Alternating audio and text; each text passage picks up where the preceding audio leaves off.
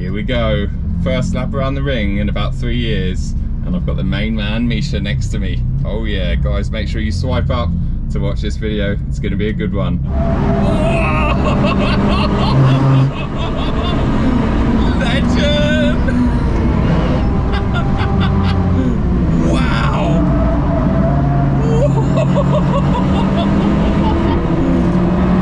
Oh mate, this is unreal. Hey guys, welcome back to another video. I'm down here at the Nürburgring. I'm at Apex in particular, which is a hotel, hire car company and a taxi rental company, as in a Nürburgring taxi rental company. And this in front of me is one of their very latest taxis. It's a Seat Leon Cupra 300, but as you can see, it's not very standard.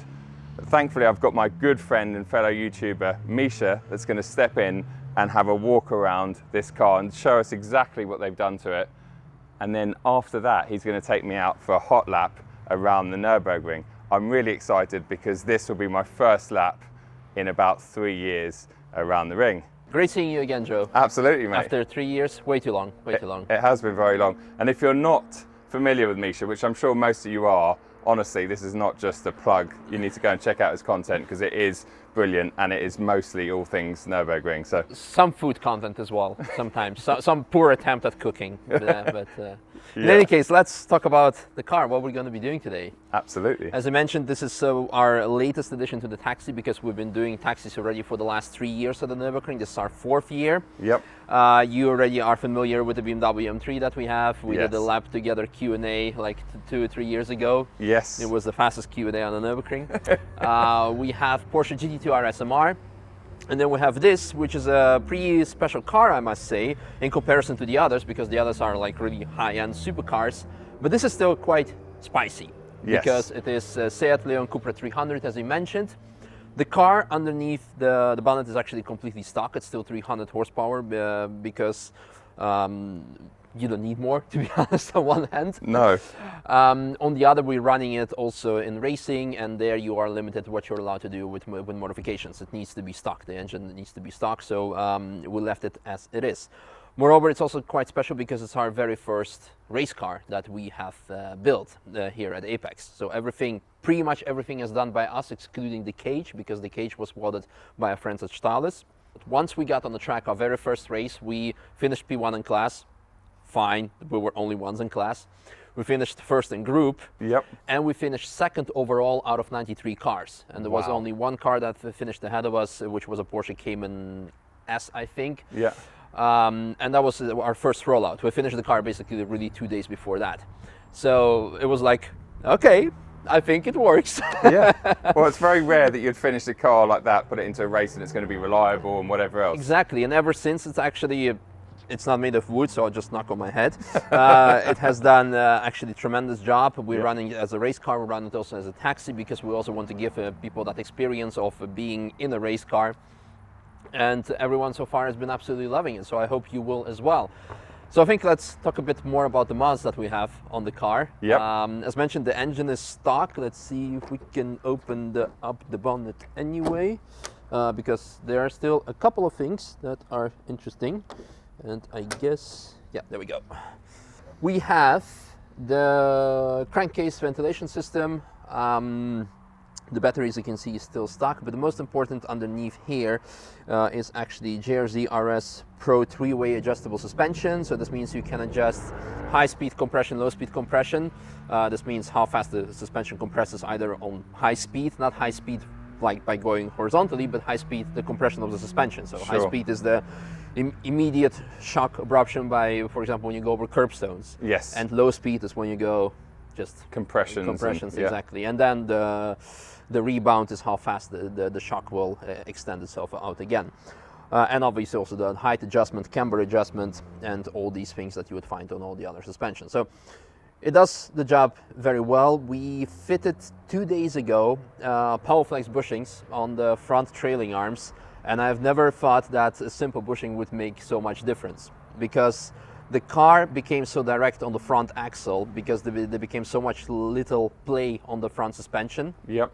And when I went out the first time in the car after that, I actually started understeering in certain corners because I was steering in too much, because there was so much less chassis flex that you turn in, and in the past you're thinking, okay, the car was just gonna like kind of go back, or like, but now it's just like very direct, and I was steering actually too much, so I had to readjust to it. So very good to see how like a small, very minor upgrade can change the car dynamics. Sure. Wow. That's when it comes to the front. Then on the side, we have here ProTrack wheels. I cannot tell you exact size that we're running because we run 4 different sets. Yep. We have the street version, we have this, the street dry tires, in this case Nankang Air 1s. The size is 245/40/18. We run also Michelin Pilot Sport 4 S4 in the wet, and then we have the full slicks for the race, and we have also the wet slicks for the race, so to say. So wow, we get so many DMs, people asking us, what's the wheel combination offset? I have no clue, honestly. I know how to drive this car. I don't know about the wheel combination. So don't ask that question. Don't ask me, but you can message ProTrack guys directly. They're very active on Instagram. If you want to find out more about the wheels, they know our cars. They can tell you exactly what you need, what you would like, etc. Stud conversion as well. Brakes. The factory big brake kit from Brembo on the Seat Cupra, because the Cupra is available with the small brake kit or optional big brake kit. Big brake kit from Brembo is all you need in your life. You don't need, because as mentioned, we're running races with it, we run a taxi. The most important thing is endless MA45B brake pads, together with the braking fluid that they also use in Formula 1. So that is definitely fine, great for the brake pedal feel. And the pads are amazing, and this is something you will experience later on the track in combination with those tires. Yes. On the rear, the brakes, the stock brakes, again, when it comes to the brake system, only the brake lines, the brake pads, and the brake fluid, of course, obviously are changed. And then here on the back, we have, I think I actually need a key for this, or is it is open? No, it is open. First of all, underneath, Miltech exhaust, and then inside, the most beautiful. Wow, it's a practical hot hatch, eh? How much shopping could you get in there? Yeah, you can fit a lot of things still in here. You can probably take 4 more people with you on the lab, but it's not recommended. Yep. The cage, as mentioned, is built by our friends Stahles. They did an amazing job. They also built all the cages for Shermer cars, for example. And it's really, when you look close to it, it's better when we look on the inside. Is how can you tell when the cage is good? Well, not only because of the way it is welded, but when it is really close to the chassis, to the pillars. Right. There is almost no space between it, and this allows it to be even extra sturdy, extra rigid.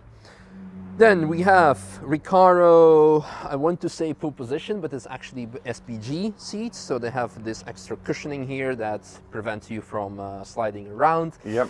For racing, it's better recommended to have seats with ears, but they are not allowed to run those seats in Touristenfahrten and public sessions Nürburgring, because according to the German public road law, they say like, oh, they obstruct your vision.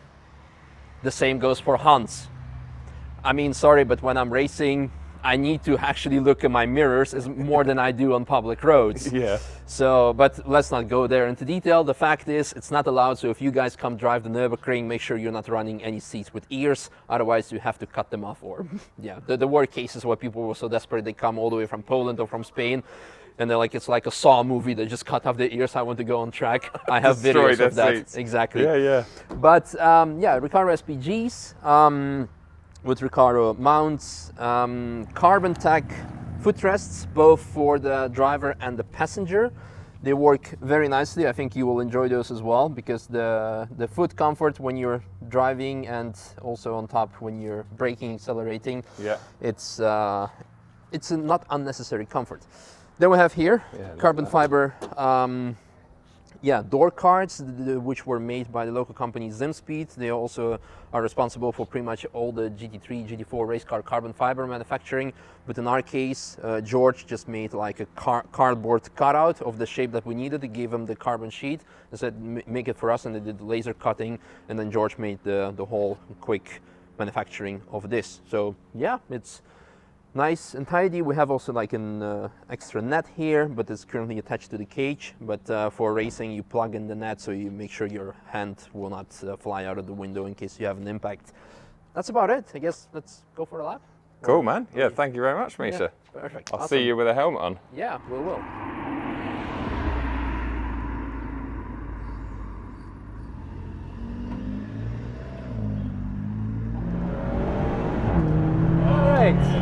Welcome onto the Nürburgring. Oh, what's up with the Dacia Sandero? Oh my god. Taking it easy for now. Yeah, he's warming up his tires. He's gonna catch up with us in the next corner probably. Oh my god!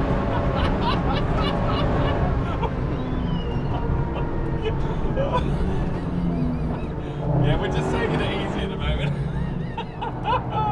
Oh my goodness gracious me. I love the sunset this time of the day. Oh, Misha, this is epic. Thank you, M2. Sorry you can't keep up. Oh yeah, this is so slow with the stock engine, isn't it, Misha? Yeah, I know. It's all about power, isn't it? Track time, it's just power. Legend! Wow!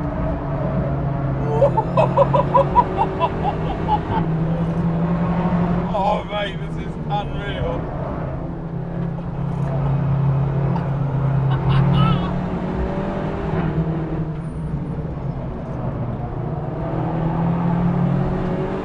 So what's this section now, Misha?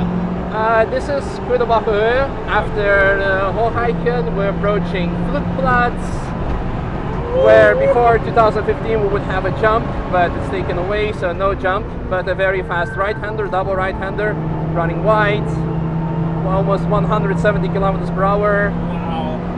Yeah, enjoying ourselves, watching out for the car in front of us because he's kind of on the line. Is he gonna see us?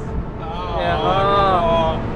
Usually we would go about 220 kilometers per hour here, but we had to slow down, so it's just 200. Yeah. Braking a bit, he's indicating to the right, which is nice. So late braking into Arenberg. What did I tell you about the brakes and tires? Unreal.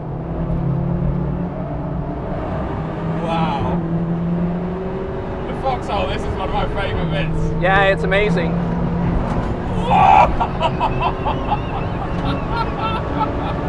Oh, Misha. Jesus. Oh, compression. I've just got a bit shorter. Wow. We had to take it a bit easier through there because I'm not allowed to take curbs on taxi duties Oh, yeah, okay. to save the car. That was, yeah, that was, I thought you were taking it quite easy. Yeah. That was slow. Oh, Oh wow. little puff of smoke. Yeah, probably diesel. Ah, okay. Oh, this is just epic, mate. This is absolutely... I'm so glad this has been the first lap in 3 years. This is just brilliant. Come on, little 500, yeah, we're coming through. It's amazing how much you can lean on it through there, hey? Yeah. Unreal. M5, E39, nice. Yes. Woo! UK plates as well. And 4 windows down. they're all smoking cigars.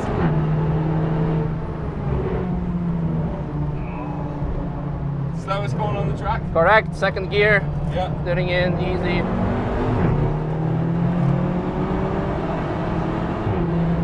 And here we have speed limit for which we need to slow down. A lot of people are going to ask the question, why speed limit on the racetrack? Because it's a public road and because we have here second exit and you don't want to be smashing into an ambulance when it comes out in case someone needs it. But now we can go again. Okay. That's such a steep hill there, isn't it? When you're out on foot and you look at it from there, it's unreal. Now the links. Wow. Flat out. On the brakes. Into Bergwerk. Oh, Misha. Late turn in. I remember this here 2 years ago when we were with your M2, I had to like keep your outside. I pushed the That's right, steering yeah, wheel. yeah. Kesselchen, towards Kloostertaal, flat out, triple left-hander followed by the fourth one. Unfortunately there's traffic, so otherwise it's flat out, but you can still... Oh, come on, wake up, mister.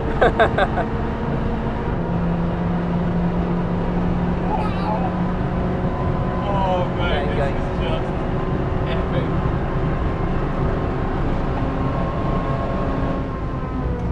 Catching an old E-Pace 6 M3, maybe? Yeah, looks like it.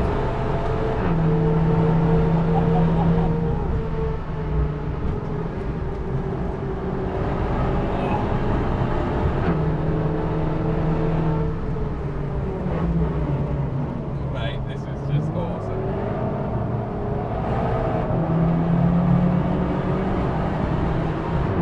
And now we're coming up to the carousel, eh? Absolutely. Woohoo!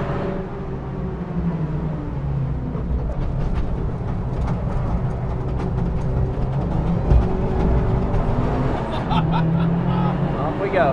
The suspension through there is unreal. It's doing well, huh?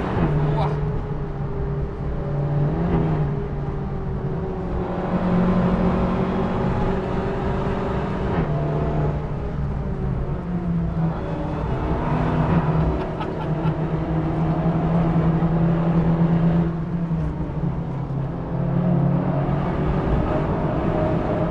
Oh, wow.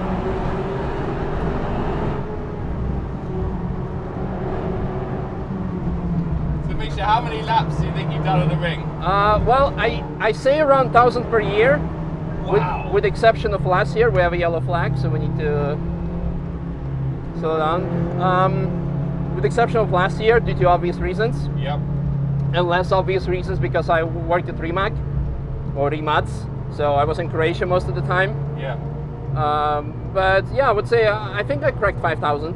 Wow. But I also must say it's combined driving and instructing as a passenger, etc., and filming. So it's not only driving. Okay. Yeah, That's still an impressive stat, isn't it? There's not many people that have done that, yeah, aside from die-hard sort of ring masters. yeah. It's unfortunate that here is like the incident because it's one of my favorite sections where you like jump from Flansgarden. Okay. But Oh, this is okay. yeah, but we still had, I think, good lap, Oh, mate. and it's still not over yet. No. Oh, I've loved it so far. I gotta say, I like this car a lot. I mean, it's very suited for TF. A lot of people make a mistake by comparing this to the GT2 RS or some other cars. To be honest, GT2 is actually too fast for TF. Sure. You really need to drive track days with it. But here you can actually have fun without the traffic. Yes.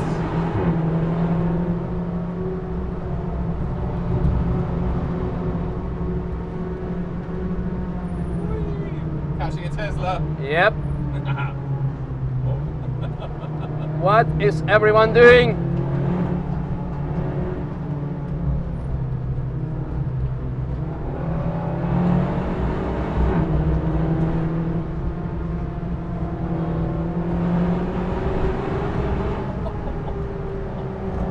Oh no. Jesus.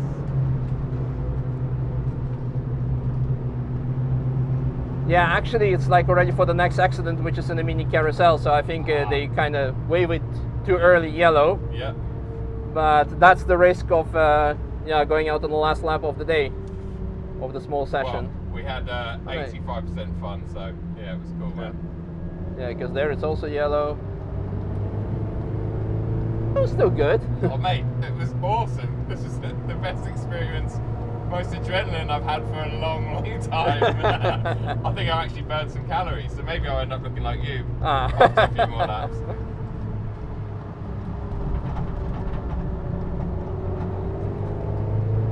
Okay, last corner. Oh, yes. Jesus.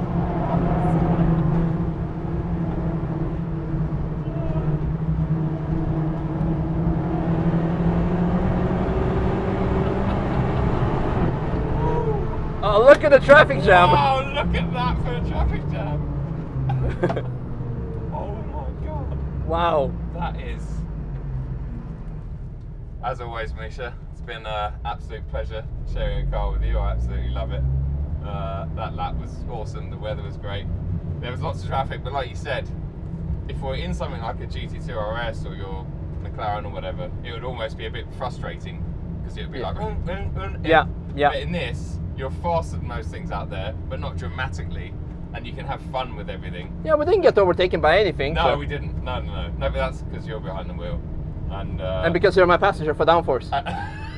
Yeah, I'm the best form of downforce, especially in the slower corners. Yeah, that was awesome, man. That was really, really cool.